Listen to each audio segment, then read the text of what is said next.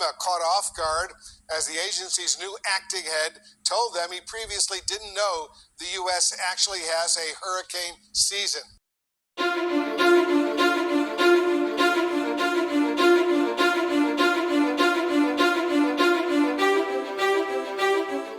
As you mentioned, to be clear, there were plenty of FEMA staffers who heard this yesterday on this briefing call and thought this must be a joke. And that is what the Department of Homeland Security, which oversees FEMA, has said it was. They told me, quote, FEMA is laser focused on disaster response and protecting the American people. But states are Federal Emergency Management Agency, or FEMA, to aid in their recovery. Now, the latest storms have killed dozens in Kentucky, Missouri, and Oklahoma in just the past few days.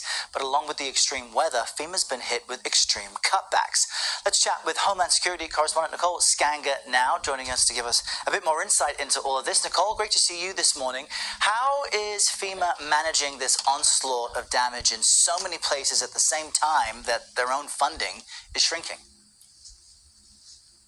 Errol, good to be with you. Look, on a good day, FEMA can handle multiple disasters at the same time, but the reality is that FEMA is not fully staffed up right now. So, since the president took office on January 20th, at least 2,000 individuals have left the nation's disaster relief agency, putting it at a 20% deficit right now. And there were warning signs. I mean, even before that happened, FEMA was operating with too few resources. Several former and current FEMA officials telling me they were strapped when hurricanes Milton and Helene hit back to back.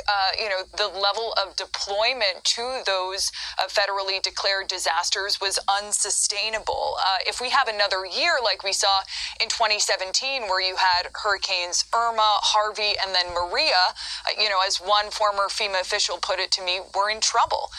And so again, with some FEMA personnel who were inside that briefing yesterday who couldn't really tell if David Richardson, FEMA's new acting administrator, was kidding around or if he was essentially saying that he was pretty unfamiliar with hurricane season before taking this new job last month. You may remember. Look, this clown doesn't know what he's doing. Most of the people that Trump hired or they're part of his staff, they don't know what the hell they're doing. Pete Hess said, a lot of these clowns, they don't know what they're doing. They're just been appointed because they're Trump loyalists. They have no experience whatsoever in these positions that they've been placed in. No experience whatsoever. And there's plenty of disasters going on right now in the United States that those people are not being helped. Because during the campaign season, Trump said he wanted to get rid of FEMA. He doesn't believe FEMA does anything for disaster relief. He thinks it's just a money grab for whoever runs that department or those departments.